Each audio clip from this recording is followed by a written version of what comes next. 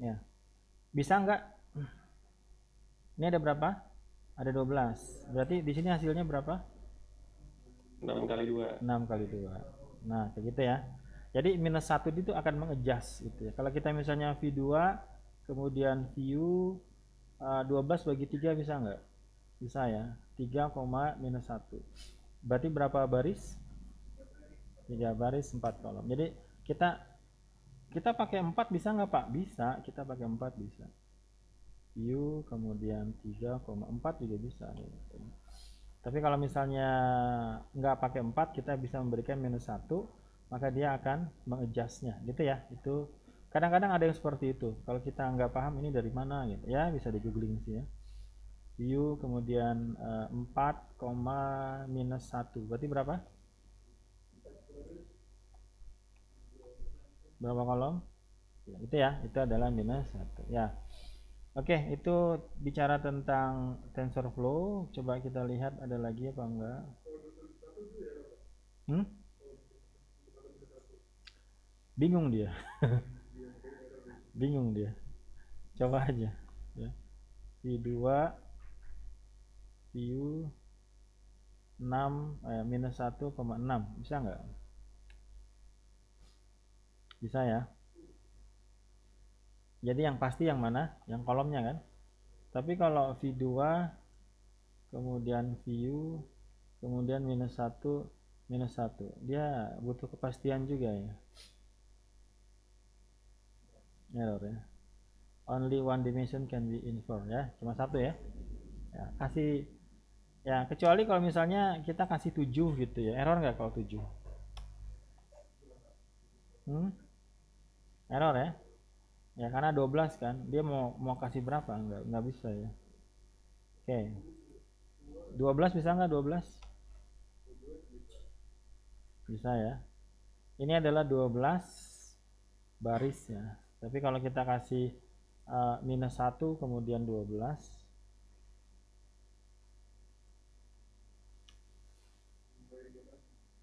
ya, oke. Tapi di sini ini matrik ya. Ini matrik ya, dua dimensi ini. Ini dua dimensi ini juga. Oke, bukan vektor. Ya, kita lanjutkan. Saya pikir itu gampang. Sudah selesai.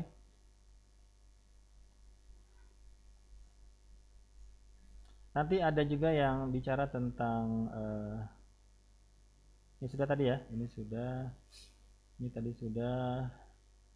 Ya, di sini ada. Oke, kita bahas di sini. Kita coba lihat di sini. Di sini ada satu metode ya. Eh, Coba kita lihat di sini. Pertama, ini adalah sebuah NumPy ya. NP ini alias dari NumPy. Coba kita praktekkan. Kita import NumPy as NP gitu ya. Oke, silakan diikutin. Kenapa kita import ya? Karena kita belum import ya. Ya tuh di warning sama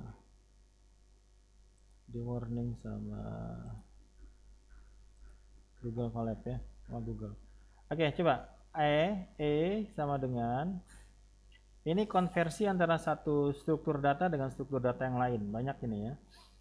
NP kemudian titik array. Ini adalah NumPy ya. Ini adalah NumPy. Kemudian datanya hanya 1, 2, 3, 4, 5. Oke, ini saya jelaskan sedikit. Ini adalah NumPy, bukan TensorFlow ya, bukan tensor ya, bukan tensor, sorry. Ini adalah NumPy ya. Cirinya dari mana? Ada alias dari NP-nya ya, NP array. Maka data ini menyimpan atau struktur datanya atau tipe datanya adalah NumPy. Nah, nanti kadang-kadang ada satu fungsi yang nggak bisa jalan di tensor gitu ya. Bisanya jalannya di NumPy. Misalnya di sini kita bikin sebuah oke. Kalau Anda lihat di sini kita panggil library torch ya. Kemudian di sini kita panggil metode namanya apa? From NumPy ya. Kalau anak sen harusnya paham. Berarti ini convert apa ke apa? Dari NumPy menjadi apa? Menjadi tensor ya. mengubah numpy menjadi tensor, perintahnya apa? From underscore numpy, kemudian masukin variabelnya, masukin datanya. Berarti tensor CNV itu cuma nama variabel aja, tensor underscore CNV ya. Ini variabel biasa aja.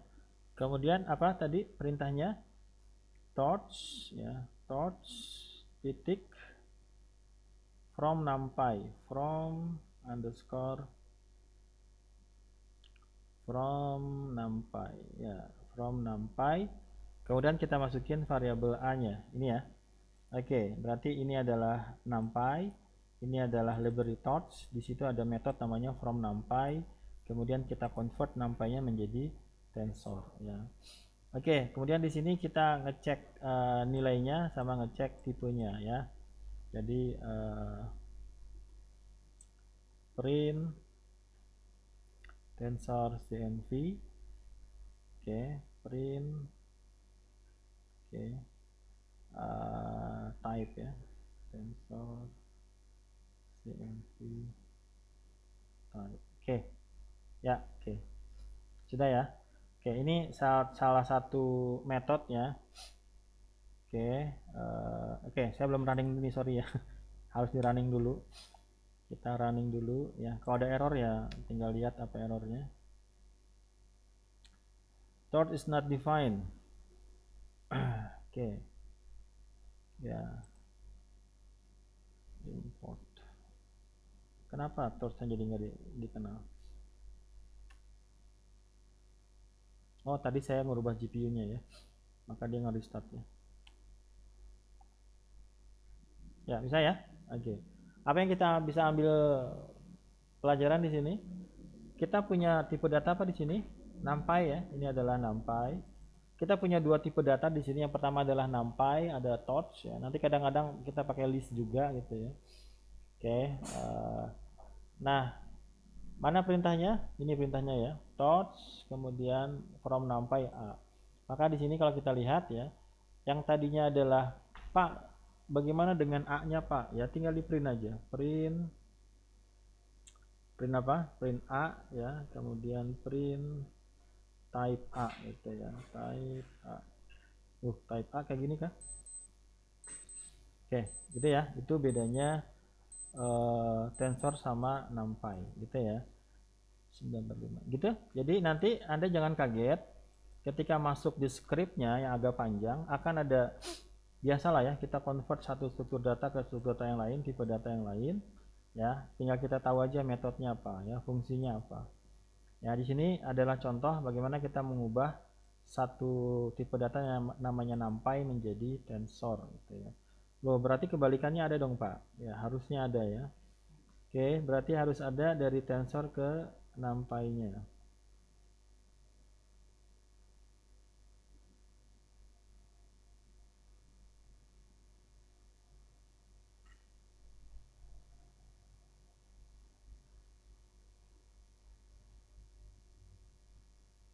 Oh, enggak, ini enggak dibahas di sini ya. Oh, ada nih ya. Perintahnya cuma apa aja? Perintahnya cuma metodenya apa? NumPy aja ya. NumPy aja. Jadi kalau di sini kita sudah punya variabel tensor CNV dalam bentuk tensor ya. Kalau kita mau convert lagi menjadi NumPy, metodenya apa? Hanya NumPy saja. Oke. Bisa dipahami ini? Bisa ya, gampang lah.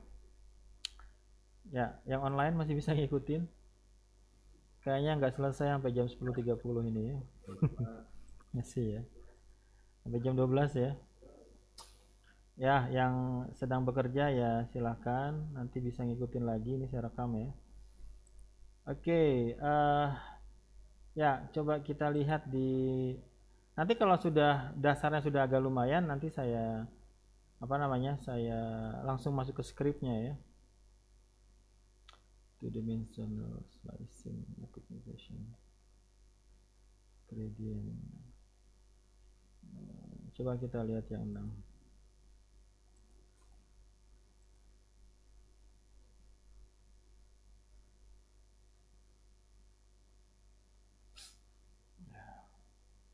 Mana dia? Oh, udah kebuka.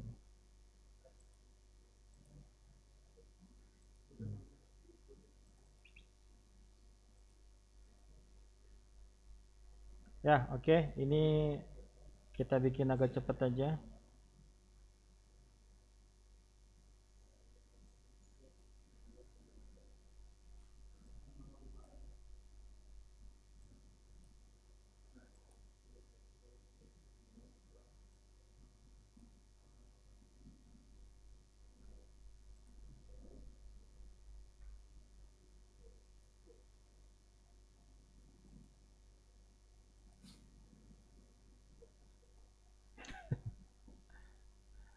Silakan. Coba kita lihat slide berikutnya ya. Oke, ini supaya UASnya bisa ngerjain part 3 ya.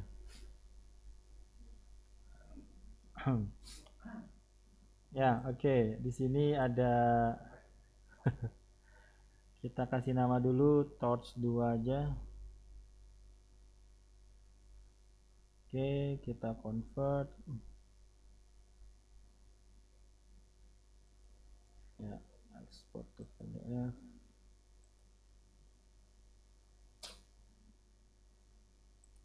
Ya, oke, silakan saya share dulu.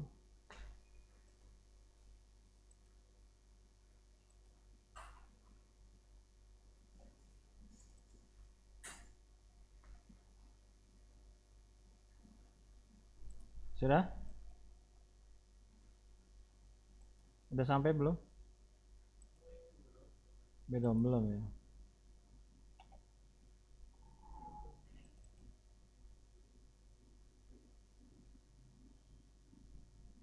Ya, sudah bisa?